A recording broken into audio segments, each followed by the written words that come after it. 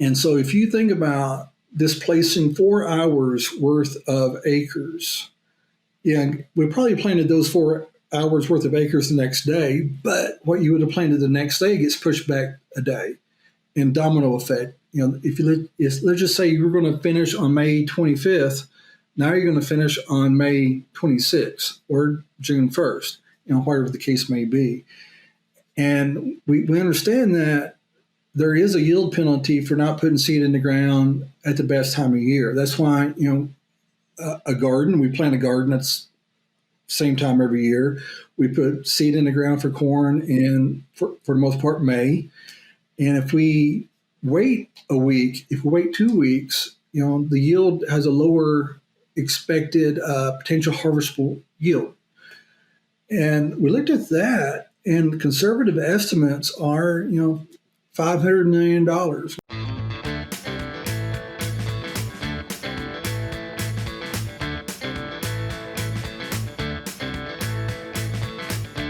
Welcome to the Crop Science Podcast Show by Wisenetics. I'm your host, Leo Bastos, Assistant Professor of Integrative Precision Agriculture at the University of Georgia.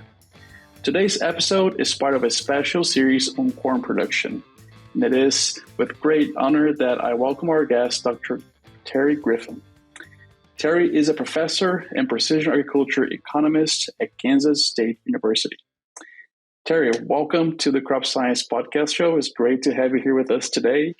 And as usual, the first thing I want to ask you is if you can share with us a little bit about your path and how you got to where you are today.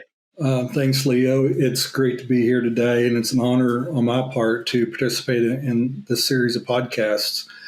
One of the things I tell my kids as they're looking into their futures now that they're college age is, I wound up in a really good place, but this never was in my plan. I did not plan to be here.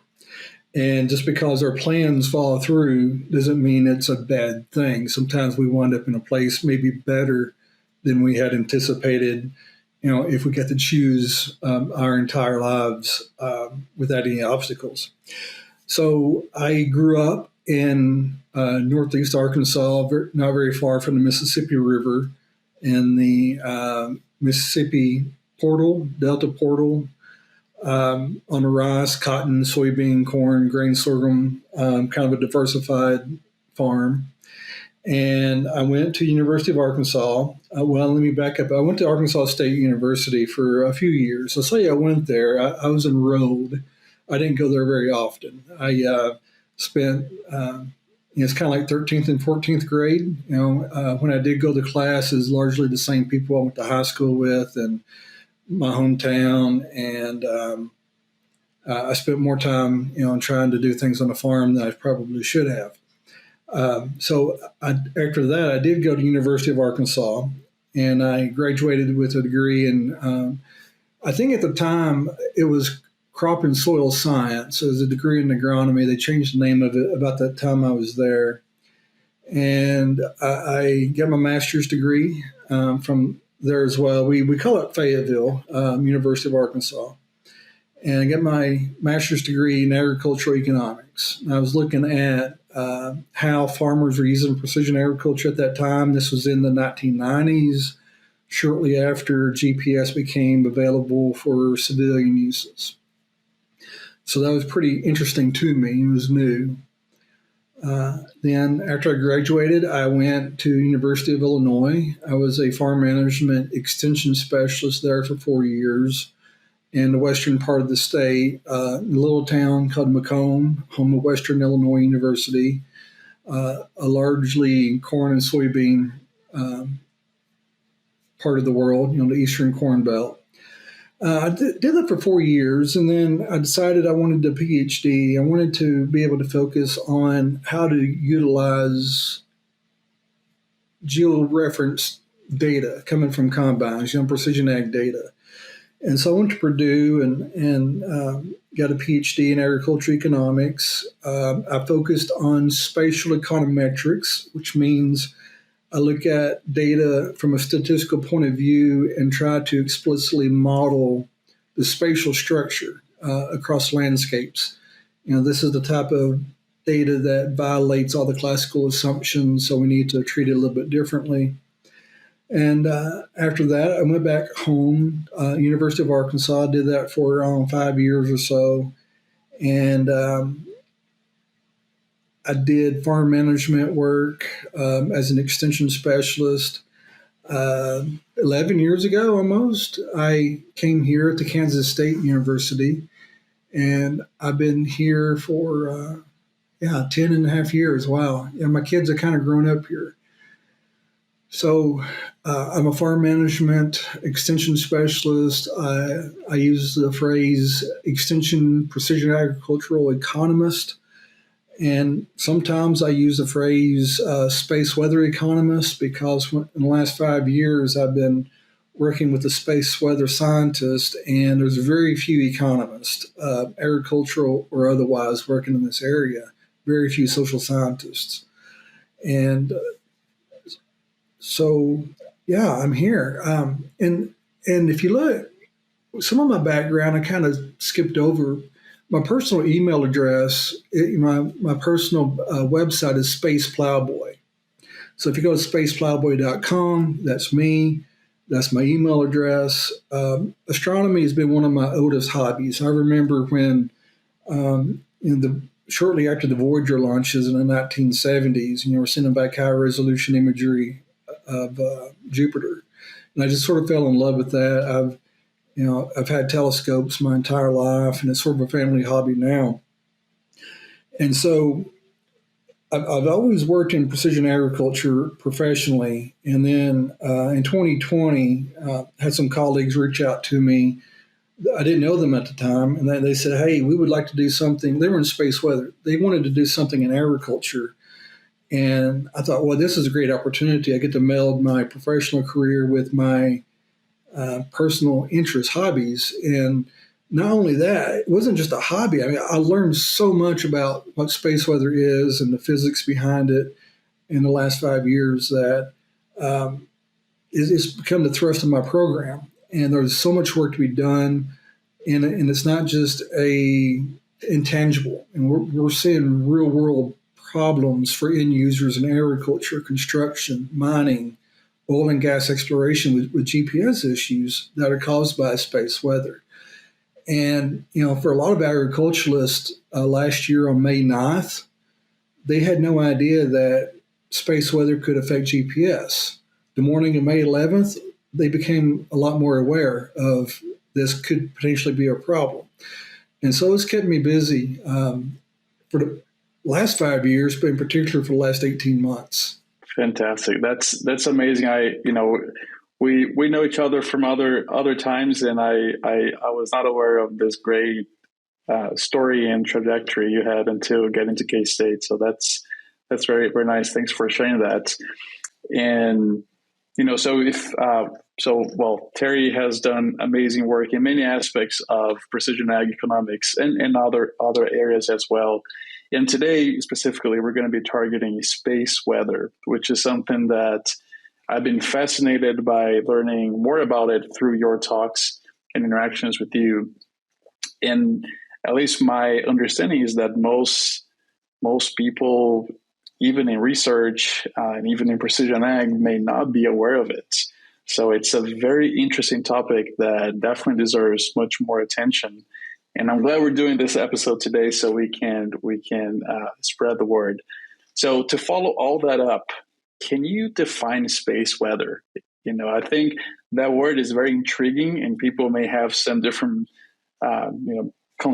misconceptions perhaps of what it means. So can you just help us here understand, what does space weather mean? Yeah, it's not just one thing. It's an interaction among several phenomena, and largely has to do with our sun, from solar activity. There can be events at the sun. I think most people are familiar with sunspots. If they see images of the sun in some dark places on the surface, those are sunspots. And historically, that's why scientists have counted the number of sunspots on the surface when it comes to the sunspot cycle. And this has been religiously measured since the mid-1700s. So we have a few hundred years of daily sunspot counts. And It happens in a cycle. Every 11 years, the number of sunspots peak, and every 11 years, the number of sunspots hit a minimum as well. Follows a cycle really well. And it's not just solar effects.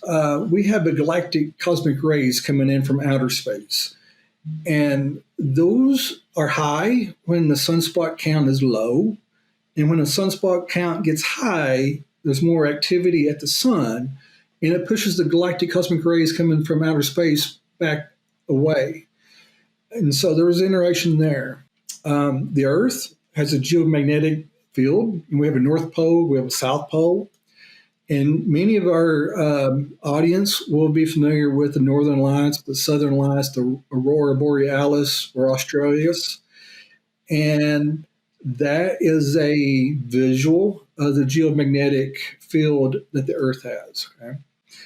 And all these things play together. And so for GPS, space weather is a couple of things can happen.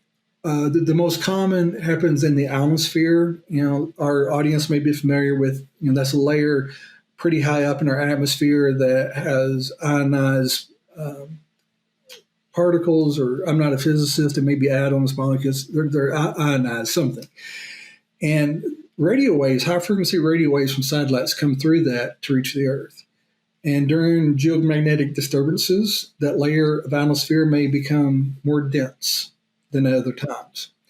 And so if you've ever taken a bottle of water or a glass of water and move it in front of an object and see how the light is moved, you see those little things of people's heads look like they're not attached to their bodies if they're in a swimming pool at a certain angle because the light gets refracted. It's the same concept. And when high frequency radio waves from GPS satellites take a few more milliseconds to get to the surface of the Earth's surface, the GPS receiver cannot make an accurate location lock. And so sometimes there may be an error of feet, several yards, or it might be just impossible to get a GPS lock at all. And so that's the type of space weather that's affecting us with GPS. Last year on May 10th, there's sunspots. We call them active regions. There was a few big ones. They were visible with naked eye. When I say naked eye, I want to emphasize, don't go stare at the sun with naked eyes. Use eclipse glasses. When I mean by naked eye, it did not require any magnification. So with just eclipse glasses, we went outside, we could see the sunspots. There were two active regions, and they merged together, and they were larger than the Earth. And as though those regions that were the source, the origin of several space weather events. There were, sometimes we think of solar flares, which is a bright spot all of a sudden. Sometimes those flares are associated with the actual mass from the sun getting shot into space. And we refer to that as coronal mass ejections. We just call them CMEs. But the idea is that the surface of the sun is the corona, and there's actual particles with mass that leave the sun's surface from a violent reaction of some sort. And those things move slower than the speed of light. And we can see it leave the sun about 8 minutes after it happens because the sun's far enough away that the speed of light, it takes 8 minutes and 20 seconds to get to the Earth. Well, the coronal mass that reaches us takes about a day and a half at the earliest, maybe 2 to 3 days, depending on how fast it's moving. And that's what really gets our atmosphere excited, is that actual mass when it hits us. And it's large, and it has its own magnetic field. And if the magnetic field of that coronal mass ejection is aligned with the Earth's magnetic field, Earth's north is up, let's say, it'd be like a refrigerator magnet, they're slapping into each other. And that would make a beautiful aurora borealis. And also causes us problems with communications and with high frequency radio waves. This is fantastic. And it is so amazing because it's something that we are, at least most of us, the majority of the population is probably completely unaware of because it doesn't directly affect us most of the time. but when it does affect, especially in agriculture, can be a very big deal, right? So you made mention of May 10th of 2024. Can you tell us, I think you maybe already mentioned what happened from the space weather perspective, but what were the consequences of it and why should we care about it? So on May 7th, there were two active regions that kind of merged together on the southwest limb of the sun. And when you think about east and west in space, you got to do it reverse because we're used to looking at east and west, looking down on the Earth. But if we look up at a planet or the sun, we got to reverse east and west in our mind. That happened on May 7th. They fused together on May 8th, May 9th. And then on May 10th and 11th, we had storms, solar storms that arrived at the Earth. And the coronal mass ejection, we didn't just have one. We had at least three, maybe more. And the first one was moving pretty fast. The second one was moving faster. And the third one was moving faster. So they compressed in space between the Earth and the sun, heading towards the Earth. And when they got to us, they were highly polarized with its own magnetic field. We saw lots of things happen. In the United States, we started getting reports in North Dakota first. Usually it's the northern latitudes, or if you're in the southern hemisphere, it'd be the high latitudes, which would be closer to the South Pole. Usually those happen. We get reports from there first, but this one, it started in North Dakota, and we had a good 3-4 hours of questionable GPS that afternoon on May 10th, evening, the Friday of May 10th. Where you are in Georgia, we had lots of reports down the eastern seaboard. We had reports in Tifton, Georgia, at the experiment station at ABEC that RTK was inoperative. So that's pretty far south when you start thinking about these types of events. We had Aurora Borealis, Northern Lights being photographed with palm trees in the foreground in Florida. And that's pretty severe. And that day we had NOAA, which is the National Weather Service, National Oceanic and Atmospheric Administration, has a group called the Space Weather Prediction Center. And I encourage our audience, and I always tell farmers this, if you're having problems with GPS, go to the SWPC Space Weather Prediction Center website, spaceweather.gov, and look at these charts. And one of the charts is the planetary K index. It goes from 0 to 9. Anything below 5 is not a geomagnetic disturbance. We hit 9 that day. And the storms are listed from G1 to G5. G5 being the most severe. It's actually cut extreme. We hit G5. It barely made a G5. I want to emphasize that. There's a whole bunch more of space capacity to be a G5 that's much more severe. We barely hit G5 that day, but it was a G5. And there's a really good chance that we'll have additional storms like that would be more severe than we experienced on May 10th and May 11th of 2024. That's amazing. Thanks for sharing all that. If we think about this, so we had this event that happened on May 10th last year, or that we felt the implications on May 10th last year.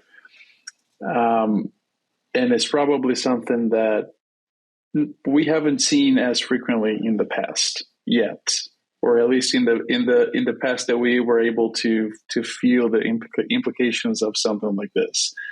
So one may think, well, that's a pretty rare event. It's probably not going to happen anymore. Why worry about it? Can you tell us a little bit about that? Yes, and I thought about that quite a bit. So right now we're in solar cycle number 25. And remember that each solar cycle is about 11 years long. And we've, as a society, started measuring these in 1750. That was solar cycle 1. That's how we started numbering these. We're in number 25. Okay, number 25 is sort of an average solar cycle. It's nothing different about this one. It's pretty normal. The previous solar cycle, 24, was very, very mild. It's one of the most mild solar cycles in history, given the number of sunspots that were counted, given the number of days that had a geomagnetic disturbance, is really mild. The previous one before that was solar cycle 23. It's from the late 90s until about 2008.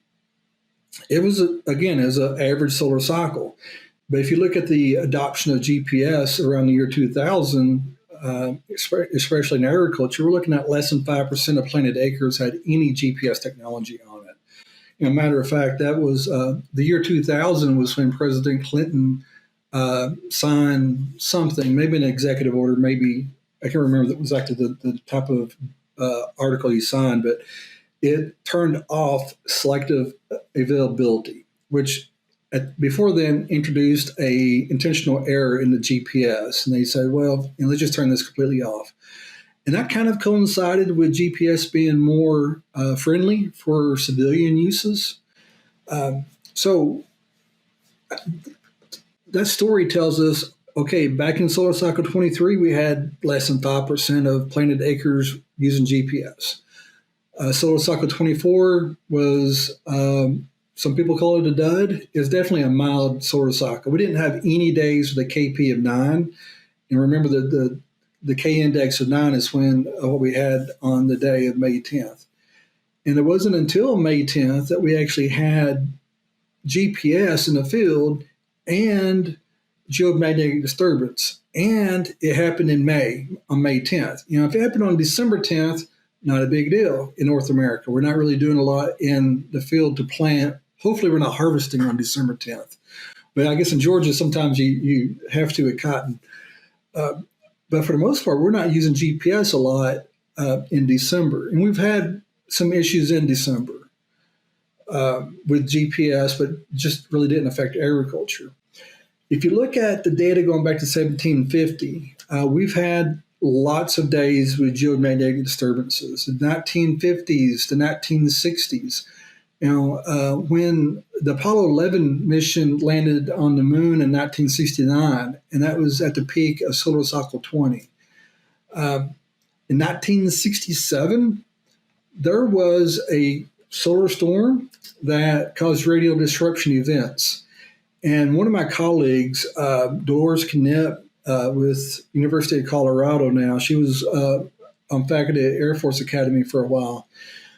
She wrote an article explaining that in May of 1967, there was this solar storm that knocked out radio, disrupted radio.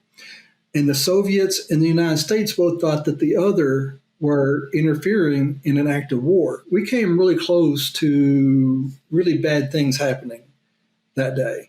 Thankfully, the Air Force had a sort of a space weather forecasting thing going on, and they stepped in and said, no, we don't think this is nefarious, artificial. We think it's natural. Everybody just kind of take a deep breath. So that was 1967. That was 10 years, 11 years before the first GPS satellite went up. Okay. In 1972, again, this is Dolores. She knows where all the bones are buried, I guess. She published an article that on August 4th, 1972, an ultra-fast coronal mass ejection hit the Earth and caused underwater mines to explode in North Vietnam. Okay, and that was a big deal. But again, this was 6 years before the first GPS satellite went up. In 1989, the electrical grid in Quebec in Canada was knocked out for 2 whole days in the city. In rural areas, it's almost 2 weeks because of space weather. And in 2003, I was not aware of this at the time, but this was a Halloween storm. It happened during late October 29th,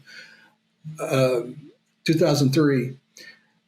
Half the satellites in orbit deorbited, according to some reports we have here. It was the first X-class solar flare that we had, I think, in that solar cycle 23. So any of those types of storms would have likely been much more severe than what we call the Gannon storm. The Gannon storm was named after Dr. Jennifer Gannon, who unfortunately passed away a few weeks earlier in May of 2024. She was a space weather scientist.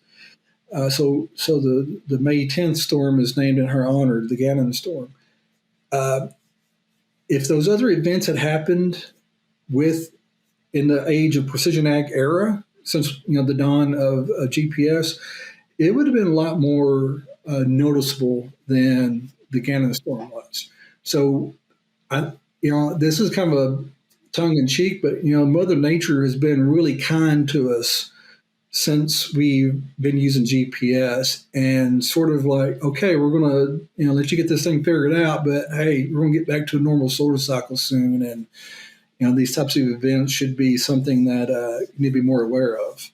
This is fantastic. So just to perhaps like a summary of it. So we basically, since we started using GPS in agriculture, we've only really been through one sun cycle that has had larger activity, like what we saw last year. But we know it has happened in the past, and at every 11-year cycles, we have a chance of something like this coming up again. Is that correct? That is correct. Yeah. So I've got some really nice charts. I don't know if we can put those on the website or not. But yeah, the solar cycle 19, which was the late 50s, early 60s, there was a bunch of days that had a geomagnetic disturbance. And we just haven't had one in the last 30 years. It's just been a calm time for the sun. The sun has been kind of sleepy. But if the sun wakes up and becomes normal or above normal, yeah, we're going to see a lot more activity. And it's not just GPS. The airline industry, they change paths, not because of navigation, but because of comms. So typically, if we fly to Europe, we kind of go over the pole. But during May 10th, May 11th, what happened was airlines said, well, we're afraid that if we do that, we're going to lose comms, communications, radio. So we're going to fly to lower altitude and go over the Atlantic Ocean, which burns a lot more fuel that way because it's a longer path and it's more air resistance and so forth. And so there's huge implications, not just for GPS users, but for communications. Ham radio operators, they're very sensitive to these things. They're really fun to listen to about geomagnetic disturbances because they can really tell when something's up. Nice, that's fantastic. And so we kind of went through here what is space weather, what happened last year on May 10th. What caused it? What were some of the implications? But perhaps, if the next thing I want to follow up here is, what were the consequences of what happened last year to those working in agriculture, right? So it happened in May, which is a time of the year that there's a lot of field activity, especially with planting. So can you tell us a little bit about that? What were the consequences, perhaps even the economic impact of something that, like this that happened that we don't often think of? So in agriculture, if we have a non-agricultural audience, and the history behind that is before GPS, pretty much all row crop planters in the Midwest, the Mid-South had row markers. And so we have a 6-row, 8-row, 12-row, and rows are basically a yard apart, maybe a meter, And there was these mechanical row markers that would scratch a little path, and that would tell the operator of the machine, okay, I got to straddle this on the way back. This is how they make parallel passes. Well, after the commercialization of automated guidance, it's like, hey, we really don't need these row markers anymore. We just, won't buy them when we buy a new planter. And then the next step was, hey, since we don't have to have row markers, why don't we just make a 48-row planter? And those exist. And you probably could put row markers on one of those, but it's borderline infeasible. I mean, it's possible, I suspect, but the engineering may suggest that'd be a really expensive thing, maybe cheaper to have 224s. Don't know, but the fact is, a lot of planters in the Midwest and Mid-South no longer have row markers. So fast forward to May 10th. I'm planting corn, putting corn seed in the ground with a 48 row, 36 row, even a 12 row. I may not have row markers on it either. And GPS isn't working.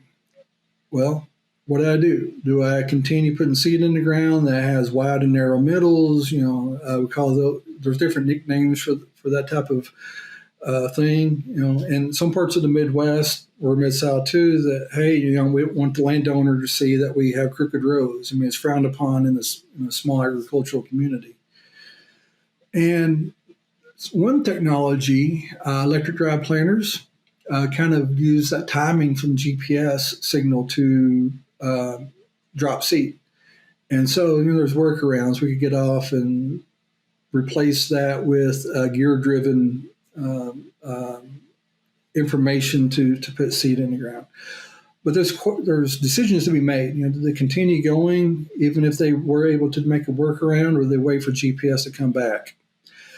Well, I made the assumption in my analysis that so many acres were going to be affected. And I varied this. You can argue that we got some 12 row, some 24 row planters, and a portion of those would be susceptible to the GPS outage, maybe not all of them.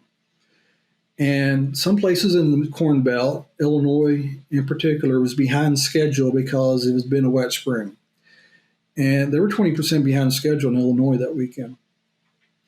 And so if you think about displacing 4 hours worth of acres, we probably planted those 4 hours worth of acres the next day, but what you would have planted the next day gets pushed back a day, and domino effect. If let's just say you're going to finish on May 25th, now you're going to finish on May 26th or June 1st, whatever the case may be.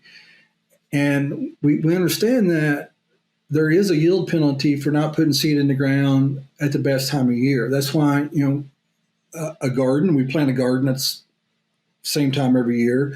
We put seed in the ground for corn in, for the most part, May. And if we wait a week, if we wait 2 weeks, the yield has a lower expected potential harvestable yield. And we looked at that, and conservative estimates are, $500 million, $500 million in lost corn production, which seems like a big number, and it is. But if you think about how many acres of corn are in the United States, we got 90 something million acres of corn. So even if we just take away a bushel from every acre, that's a lot of money, right? $4 times, $100 million acres, that's $400 million right there. But not all acres were affected. Only those 4 hours of acres for susceptible farms.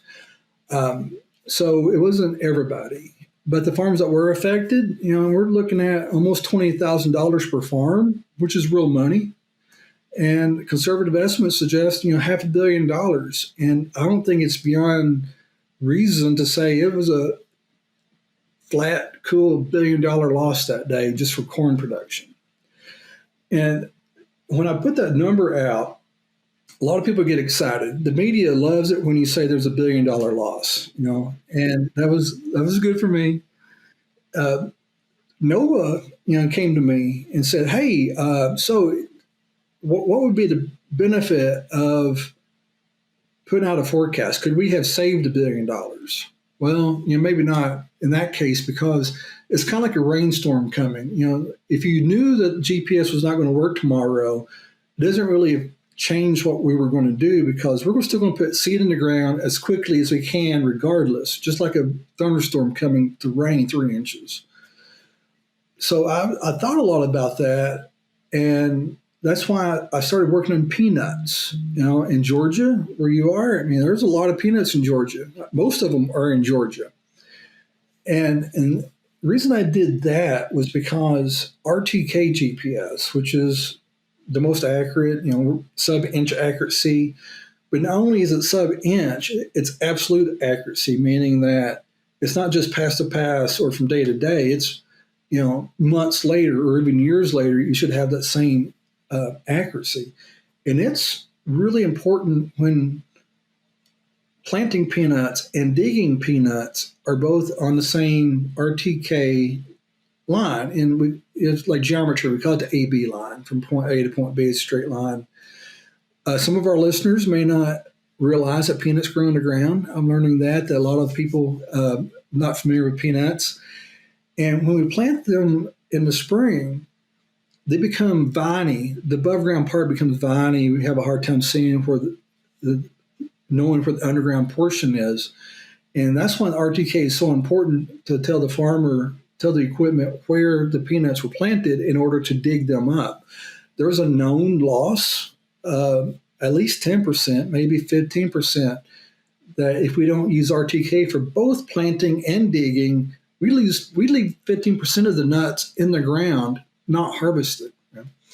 So the farmer has a choice. Do I give up that 10 to 15% from the digging loss, or do I wait until the outage is over, that RTK outage is over, and then continue planting or digging?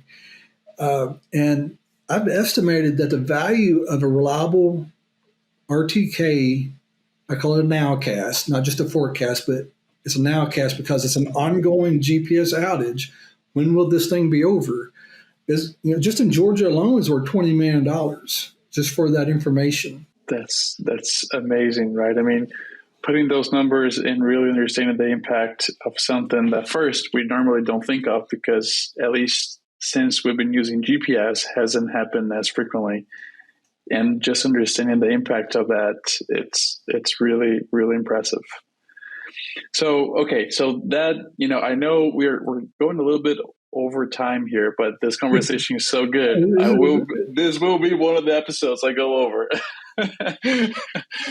All right. So, let's say there is a system that can forecast and provide growers with the information of, okay, we're going to have GPS signal problems in the coming days, right?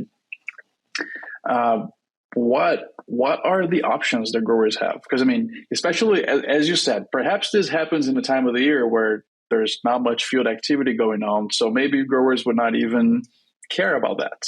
But if it does happen in one of those key moments of the growing season where growers need to be out and using equipment with precise location of what they're doing, what can they do about this? If they know something's coming, how can they prepare? Is there even a way to counteract that effect, to I guess, do something about it? I think about that quite a bit, and I don't really have a really fun, happy answer to that. So that's why I went to the peanuts, because there is a actionable decision at planting time. A farmer has a choice between the lesser of two evils. Every 11 years, we have a solar max, and it's not just 1 year. It lasts, let's say 3 years. We have 3 seasons of solar max together, and then it kind of quietens down. Well, does it make sense for us to keep a small planter, maybe an 8-row planter with row markers if we're used to using a 48-row? Well, the benefits of having that 48-row planter, being able to cover 60, 70 acres an hour during the good times, far more offsets the downtime in that 1 year out of X number. Okay. So my recommendation is not to go around and keep row markers, because the expected value of doing so will not make up for the cost of doing so. GPS, there's been some improvements, and I've been using the phrase GPS because that's familiar, it's easy to say, global positioning system. This was the first of a handful of systems that are available. It's the United States Department of Defense or Department of War, whatever it's called right now. The generic phrase is GNSS, Global Navigation Satellite System. And that would include the American GPS system, the Russian GLONASS, the European Galileo, and the Chinese system. Okay? Those are 4 global navigation systems that Many of the newer agricultural GPS receivers can use for multiple signals. And the newer GPS receivers tend to be less susceptible than the L1s, which were only GPS. Now, I say that, but if it's a mild ionospheric geomagnetic disturbance, that would help. But if it's a extreme geomagnetic disturbance, it doesn't matter because we're just not getting GPS signals to the ground in any orderly fashion at all. Some of the newer technology does have some more correction but it depends. There's some dual phase GPS that were supposed to help, but if you're on that verge between no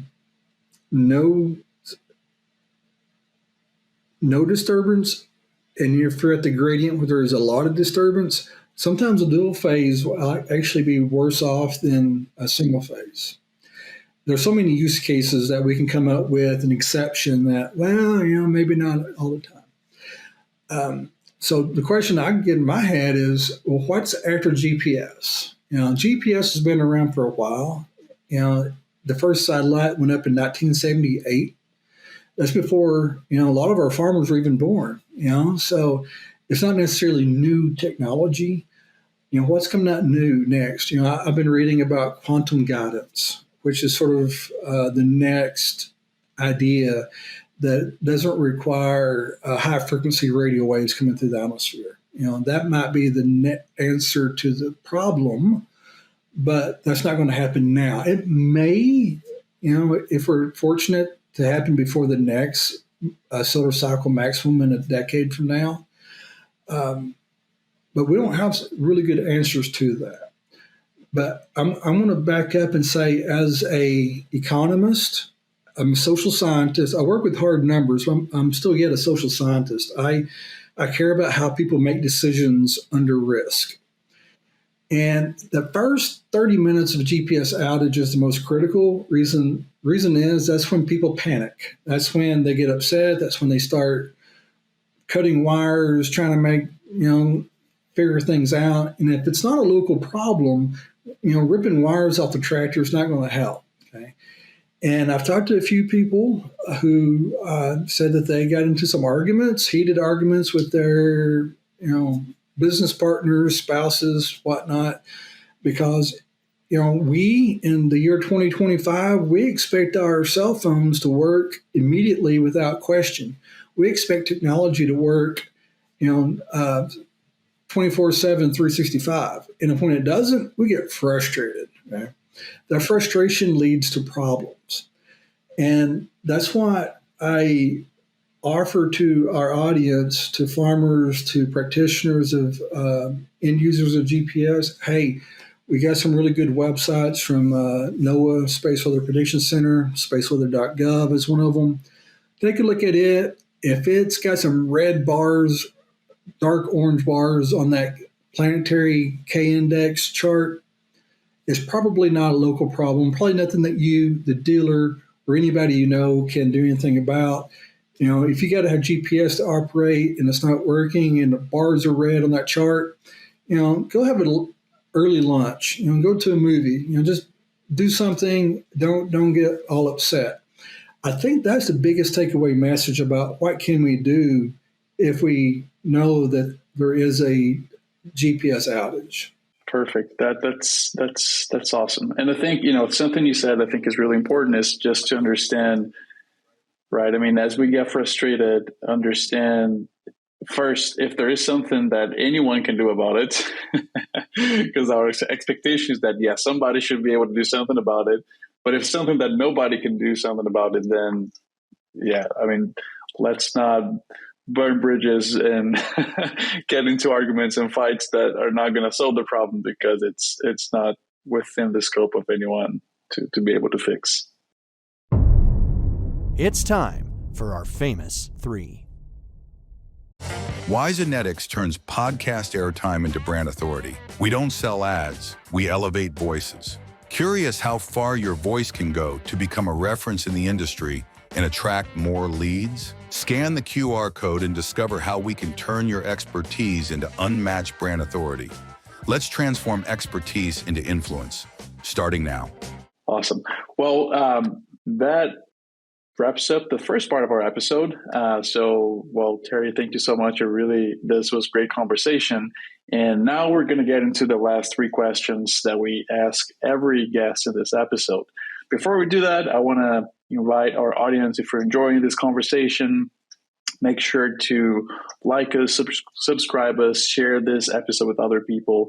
Every guest we have in this podcast, I always learn a lot with them in this very interesting conversations. And this one specific is a very different topic, right? So it's something that probably not a lot of people are aware of. And as Terry was explaining, can have a big impact when it happens, if it happens at a key time for our producers. So please make sure to share that so other people can also learn more about this. All right, Terry. So we got to the last three questions of our episode. The first one is if you have a resource, technical resource, so related to agriculture, precision ag, economics, space weather, anything of that sort that you could share with our audience. So one of the things I think about is when it comes to economics, how do people make decisions? And something that is friendly to the masses, whether they're an agriculturalist or some other field. I'm sure you're familiar with there's a books and set of podcasts called Freakonomics. And I find those really useful because the hosts present that in such a way that it helps us think about how people make decisions that may not seem rational on the surface, but yet they do make a lot more sense once you understand what they've got going on. So I've enjoyed reading those books and listening to their podcasts. Freakonomics. Nice. I'm not aware of that, but we'll definitely check them out. Thanks for the suggestion. All right. So our second question of the three is very similar resource that you have used and could share with us, but outside of the technical area. I've been really pondering that question. Most of what I read is my own writing when I'm revising it. I don't read for fun. I think a lot of academics probably don't. And I'm going to give you the same answer, the Freakonomics, because it has a few things like game theory. One piece of game theory is called the prisoner's dilemma. And I use that when I'm talking about farm data and joining farm data aggregation groups. And I think it's important to understand that people don't always do what is best. They wind up in the corner of the world we call equilibrium. And equilibrium is sort of, once you get there, there's a better place to be, but it's not a feasible place to get to. And the prisoner's dilemma, is a fun thing to read about from game theory. There was a movie that came out 25 years ago called A Beautiful Mind about a Nobel Peace Prize winner named John Nash, who was a mathematician, economist, who was given credit for developing these ideas. A Beautiful Mind is the homework I want to assign to our audience. And it does talk about, game theory. Nice. Fantastic. Thanks for sharing that. And the last of the three is what skills or skill set do you think, or have you observed in successful professionals around you? So this one I feel pretty strongly about. I get pushback on this all the time. I think the greatest thing a professional can do is not be a cookie cutter of others. We see this in departments all the time. It's like, we got to have a professor that does A. We got to have a professor that does B. In another university, they have a professor that does A. They have a professor that does B. And, 50 years ago, that made a lot of sense. But today with, you and I are across the country from each other. We're discussing face-to-face right now. So the idea of every university, every department having, a cookie cutter set of specialists, I think is a day gone by. And for instance, space weather, that's one of the things. I'm one of the few agriculturalists, one of the few economists anywhere in the world who's working on it. And I think that's an important thing to do is, bring something unique to the multi-state table or the international table. We can't all be the same clones of one another. Nice. And, I when you were explaining this, that one of your hobbies before this came up to you as an opportunity, one of your long life hobbies was astrology. I thought, man, is such a nice way of interests combining, right? It's such a unique set of interests that combine in the same person on the same time, and we had this great opportunity to pursue. So that's and it's been a family hobby too. And so last year, NOAA has a space weather workshop every year, and I've never heard of it until last year, and so. It happened during our spring break. So my high school and college students, my own children, were out of school. So we all loaded up and drove to Boulder. And all three of my children presented posters at the Space Weather Workshop. So they had this student section. They had one for they even had this opening for high school students. And my daughter was the first one who's ever raised her hand and said, "Hey, I'm a high school student. I want to participate." And so all four of us had posters, plus I had a presentation to the general group. It was an excellent family hobby, family activity. And it was a lot of fun because it was fairly technical, but yet it was very entertaining, very fun for us. Nice. Amazing. Well, Terry, thank you so much for being our guest today and sharing all this great information. Although I have seen and read some of it before, but I learned a lot about space weather, and definitely am more informed when talking with the growers I work with here in Georgia. So thank you so much. It was a great time. Thank you, Leo, for having me. It's my honor.